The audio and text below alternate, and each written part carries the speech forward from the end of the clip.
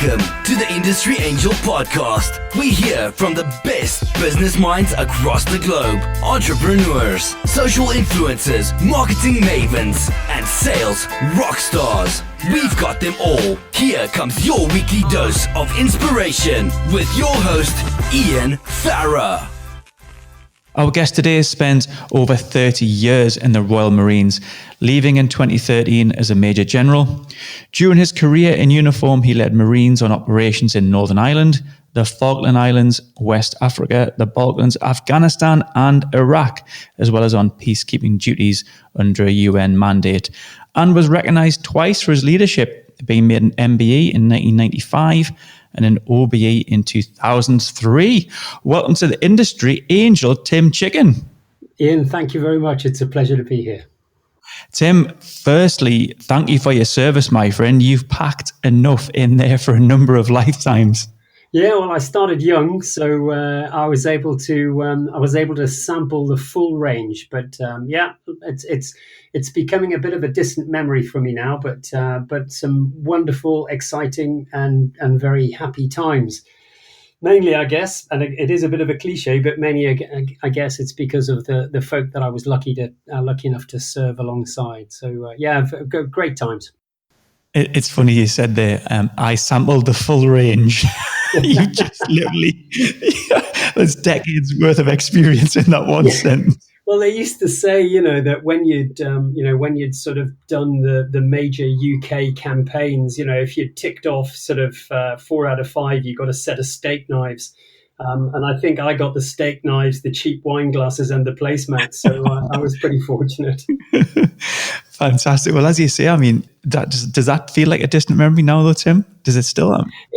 It's kind of receding for me now, but I left, as you said, 7 years ago. I worked for the John Lewis Partnership for a number of years.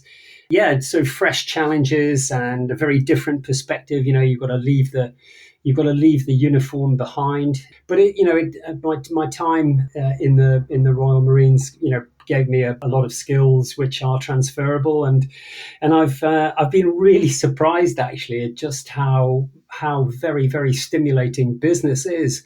Obviously, there's no heavy artillery involved, but it's nonetheless a really, really interesting and fulfilling challenge after all the other stuff that I've done. Yeah, there's a lot of transferable skills in there, and I've got a couple of friends like yourself who've come out of military into business. What's it like? You just really touched upon it quite quickly there, but is it a bit of a how does that transition happen, Tim? From going from military to business, is there anything that you experienced that you didn't realize that went on, or?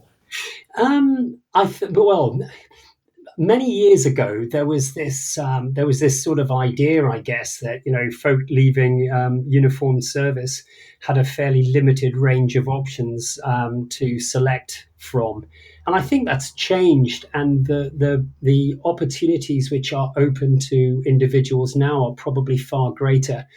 In the main, I think because the Ministry of Defence has, in fairness to them, have done a pretty good job in helping people to make the transition. So I felt that I was pretty well prepared, except of course in the major category, which was the first question people used to ask, which was, "What is it you want to do?" The answer to which for me was, "I've got no idea."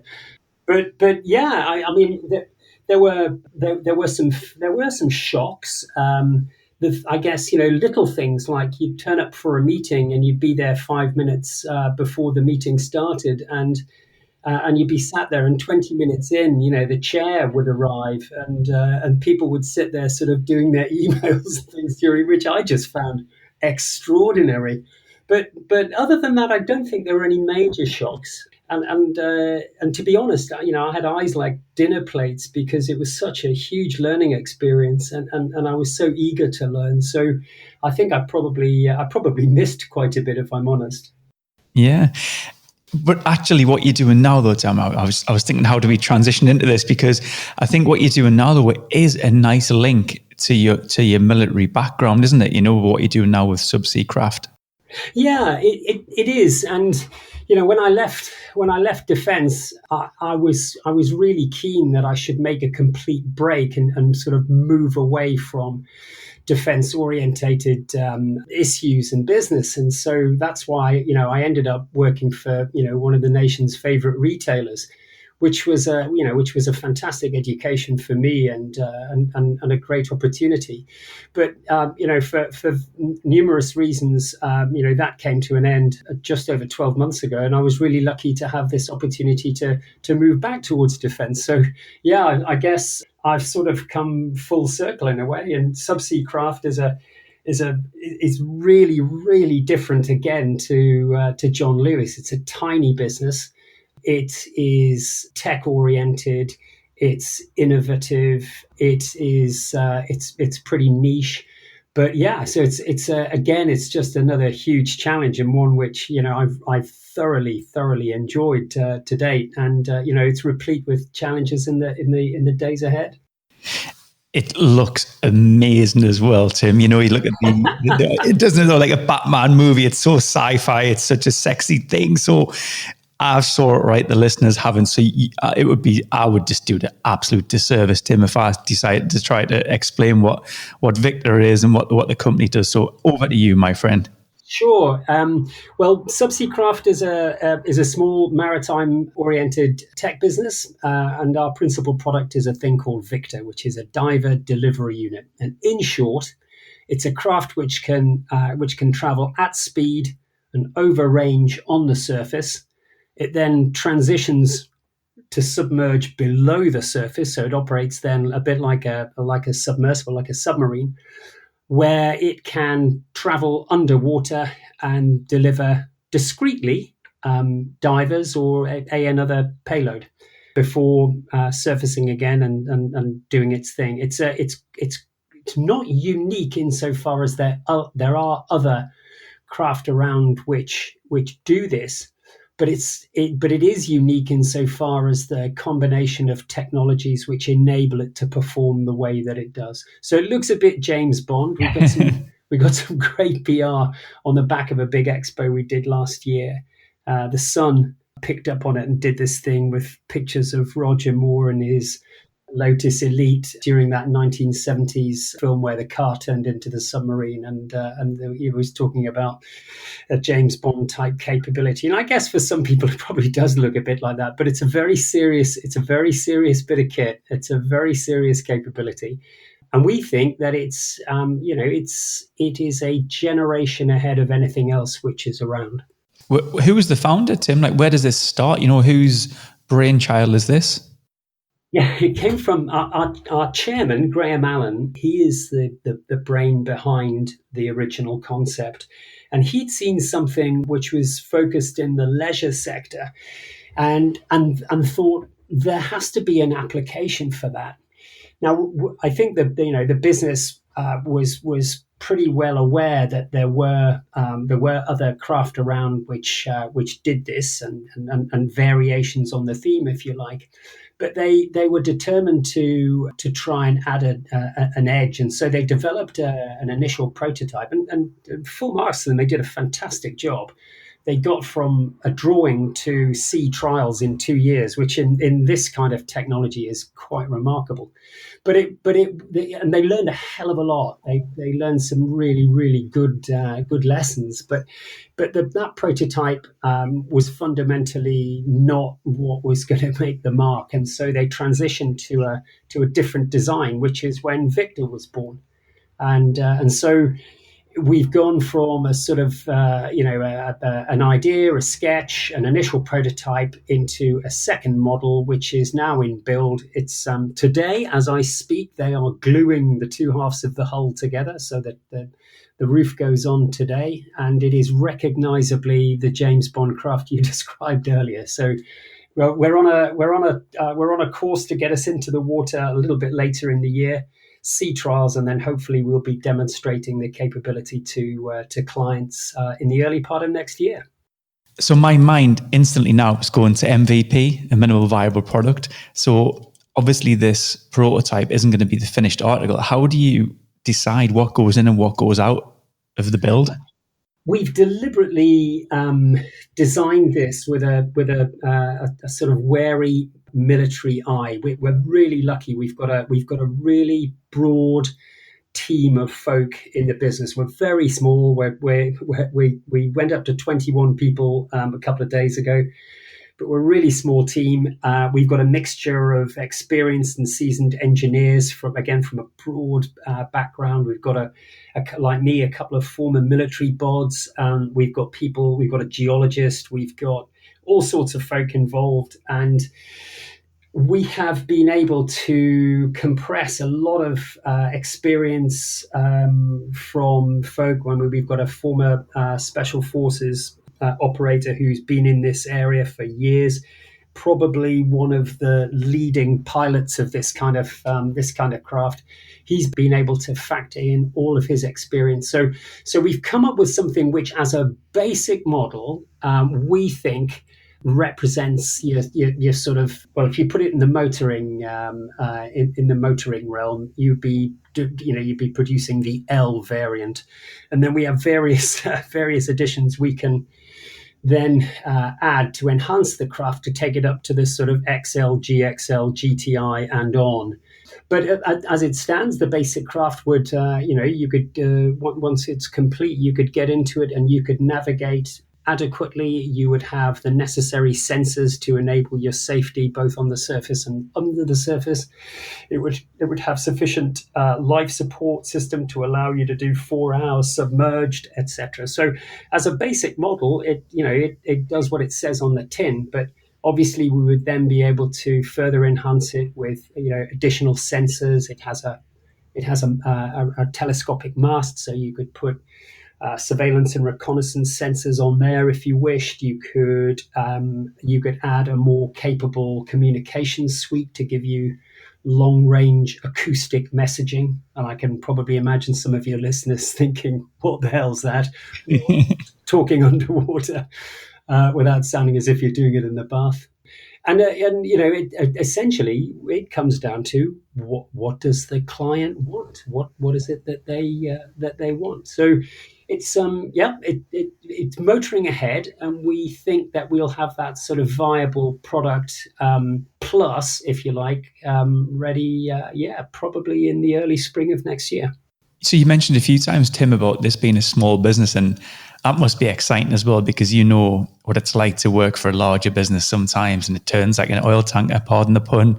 And but now you've talked about innovation there. You've talked about being able to move quickly and shift around. So, did you take finance for this particular business? Have you ever looked at funders? Yes, we have. We're very fortunate to have a very loyal and energized investor who has funded us and continues to fund us. We are looking for some additional investment, and of course that's principally oriented around the need to further market, complete the development, as well as potentially looking at different markets. We're focused very clearly on defense at the moment, but we know from some work that we've done that there is potential in other areas, and we'd really only be able to exploit that, I think, if we were to have some additional investment. So we're looking at the moment, and we've got a number of interesting conversations in train, and we're looking forward to continuing those and hopefully concluding them before too long. You just touched upon there maybe other sectors and industries this might be applicable for. So what do you think, Tim? Like oil and gas or renewables or something? What are you thinking? We did quite an extensive piece of work, and there are probably 3 areas where we think that there is potential, and of course none of these are fixed certs. And of the 3, there's leisure. I'll come back to that in a moment. There's the renewable energy, which you identify, and then the third area is sort of subsea research, which would include things like cinematography and the like. Of those 3, the one that has probably provided us with the most protein to date is the leisure sector. And we've had a number of interesting conversations with folk who are engaged in that area. And it's really exciting. I mean, it's worth pointing out so that no one is in any doubt, this isn't a submarine. It's not dry inside. You don't sit inside and do a sort of James Cameron down by the Titanic thing. This is wet. So the boat floods, and it floods deliberately. That's that's not an accident. And so you can imagine, in operating in the waters around the UK, where the water temperature is not particularly high and the visibility isn't good, there aren't going to be that many applications where this would be necessarily applicable beyond defence. But when you look at the ability of the thing to operate at speed over range, it's the transition from surface to subsurface quickly. It suddenly opens up an array of options which might otherwise not exist. So you can deal a blow to the idea of safety craft on the surface, of long, slow, deliberate passage out to areas of operation. This thing can do it. It can combine the capabilities of a number of different platforms into one, get out, do the job, get back. And so there's a lot that we could achieve with this away from defense. And just to give you an illustration, we've had a couple of conversations with businesses across the world who are really, really interested in the possibility for the development of the survey of the effects of climate change, for example. So, for example, we know that climate change is having an adverse effect in a number of areas of the world. The coral reefs are a good example. And indeed, if you look at the blue planet effect, the effects of pollution, etc., in our seas, there are numerous different fields like that where one could see the potential of a craft like Victor. So we've got a number of conversations in progress at the moment. They're all very interesting and exciting, and hopefully one or two of them will come to fruition. So those conversations, Tim, where did they start? This is a new product. It's a new company. There's 20 strong people in there. Do you use your network and tap into that across the world and tell people what's happening? Indeed, yeah, we do. We, like a lot of folk, we do the sort of industry shows and the like. We bump into people. Some of it is really quite extraordinary. Later on this morning, I've got a conversation with a chap who works in a sector which is very different to ours, but he's come up with he was curious. He wanted to know. He really liked the look of the thing, wanted to know more about it, and it's just led over time to a number of interventions, which it might lead to nothing, but we like to think that there's a possibility for us to explore the potential, and that's what we want to do. We want to have a look and work alongside people. We partner with a lot of businesses. We are really proud of the relationships that we've been able to generate with people, which help us to be as agile and as nimble as we are, I think. So, yeah, it's an array of things, but networks, as ever, absolutely at the heart of it. Yeah, fantastic. They are. We've said it on this show a number of times. Your network is your net worth, and I guess when you meet these people, you never know where it's going to take you. Tangents, and you might pivot and do something else. So, is that something in terms of this company growing? What is the strategy? How does it grow? How does it make sales? How does it generate leads? Well, our current focus, and I made the point before, is fixed very clearly on the defence market. We have travelled to a number of destinations, both delivering sort of stands at shows and the like, and following up on one or two sort of networking contacts.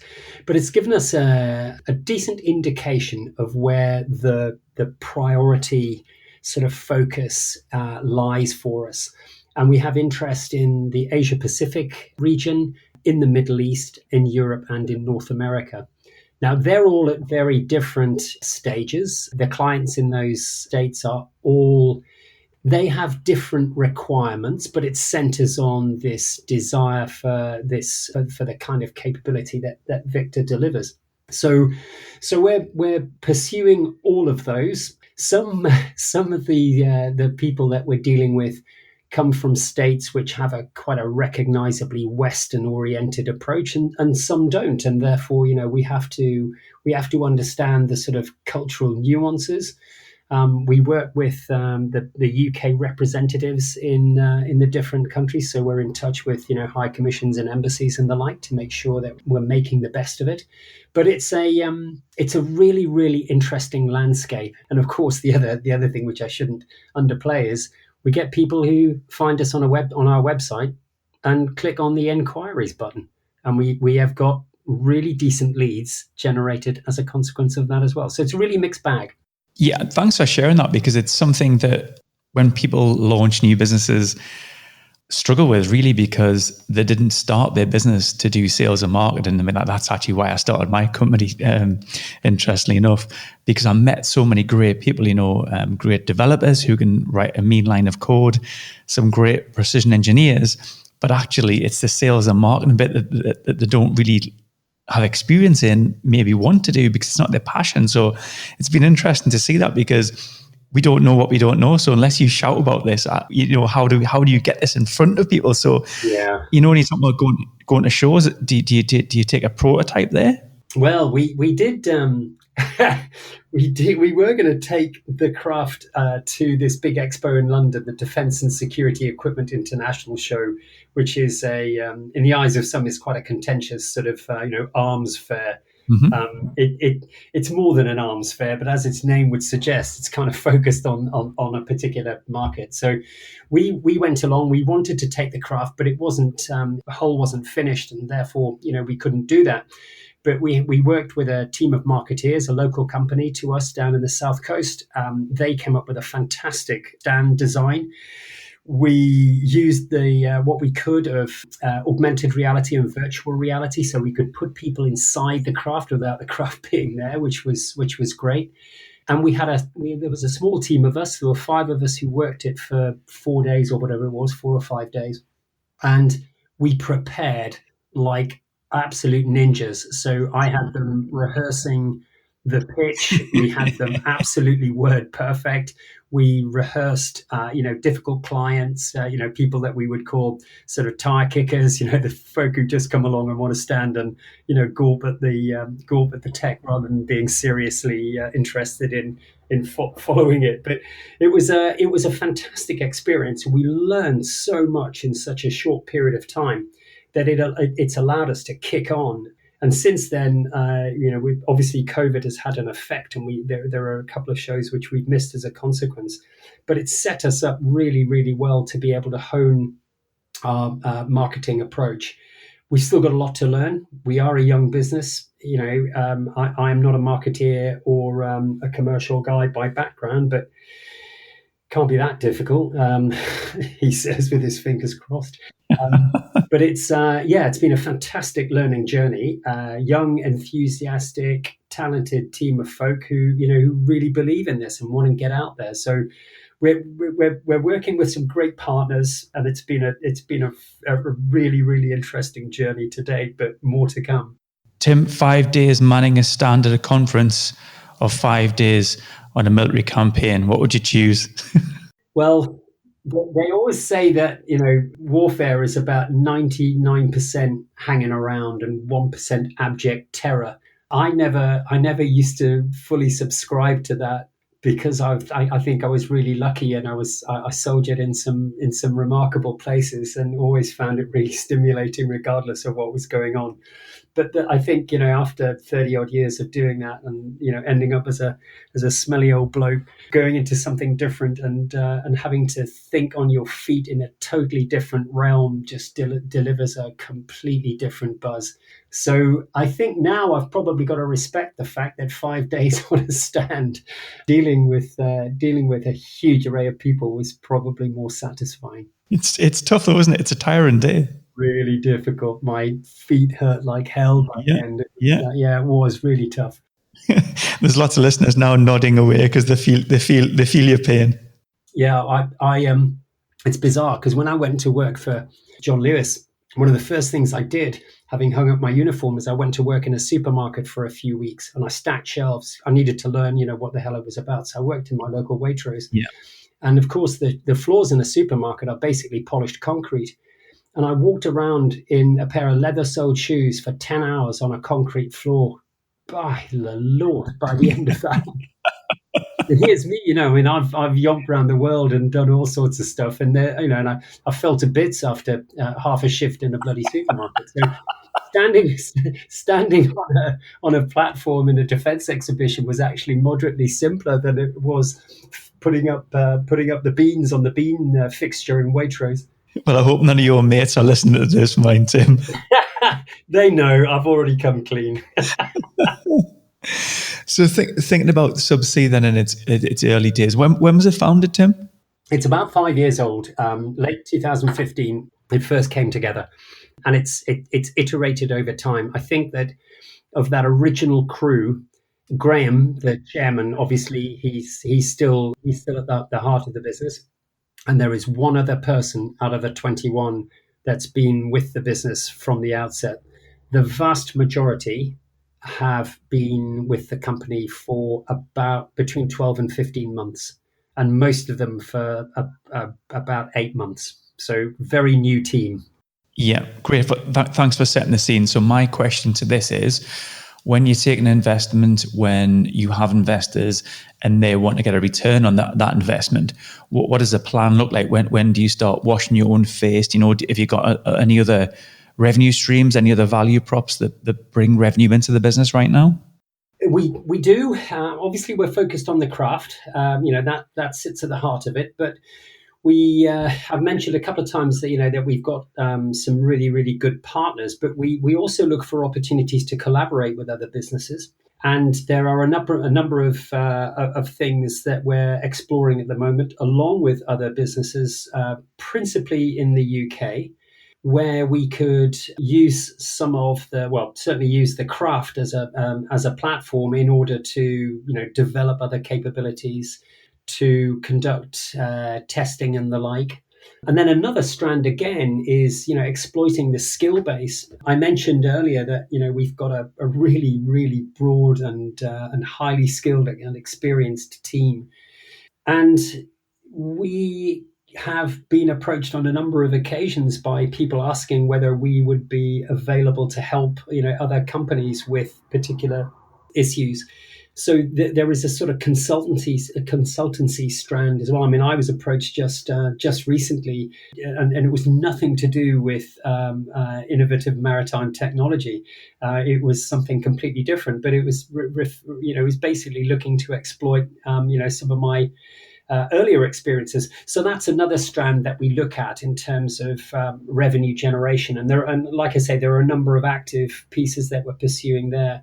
But I think in terms of the getting back to the craft, and the key is for us to bring those interested parties to see the craft, to demonstrate its capability, to prove the concept in front of them, and to deliver that sort of wow factor, whether that's to an audience of people who are defense oriented or people from other sectors, the leisure sector, for example. It's immaterial.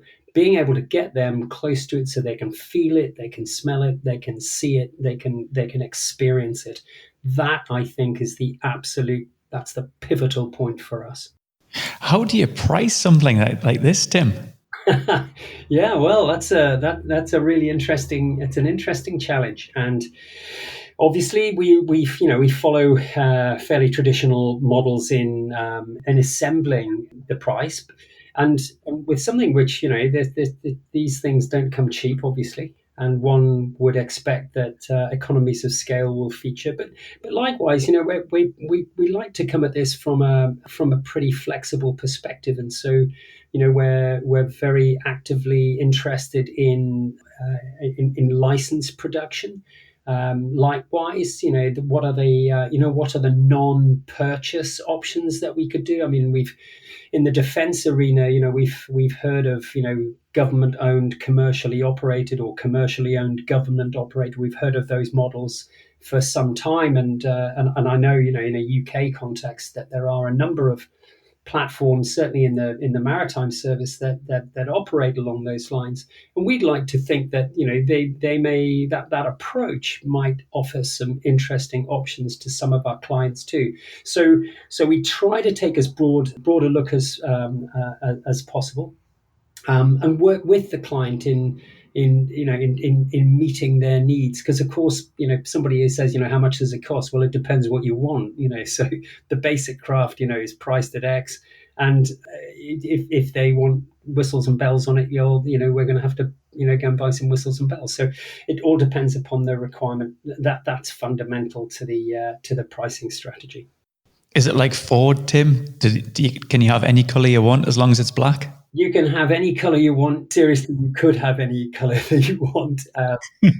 I think that anyone who wants to use this, up threat, as it were, in a high risk environment, is probably going to look for it in some kind of dun grey sort of color scheme, I'm guessing. But then again, if there's someone in a pair of board shorts who fancies slinging one of these things off his super yacht, I'm sure we could do that in dazzle camouflage or day glow orange, whatever you want. Depends what the client wants.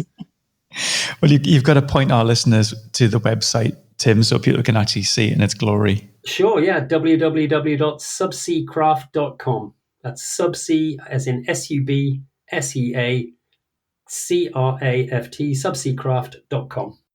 Fantastic. So before you go, Tim, is there anything I haven't asked you?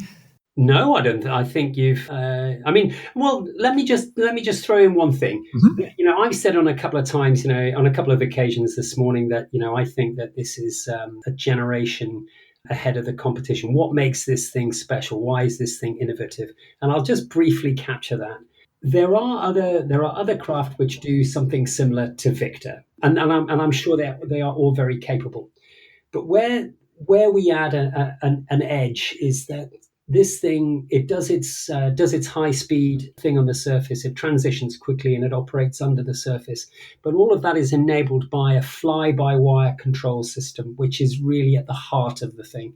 So in the same way that contemporary aeroplanes no longer have rods and wires and levers connecting the pilot's control column to the ailerons and the rudder, etc. They use digital signals and actuators and servos, and we do the same.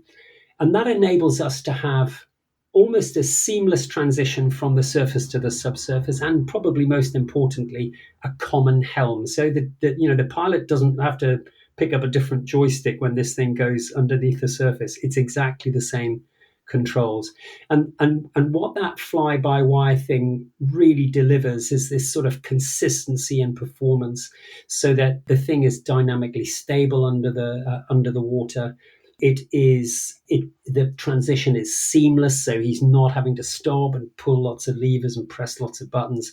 It's a really intuitive, simple transition from one thing to the other, and that, I think, lies at the heart of why this thing is special.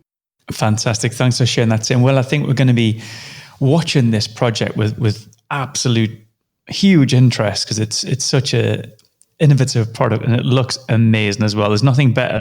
I feel so envious. All I've got is my words, but when someone has something so tangible and so amazing, oh man.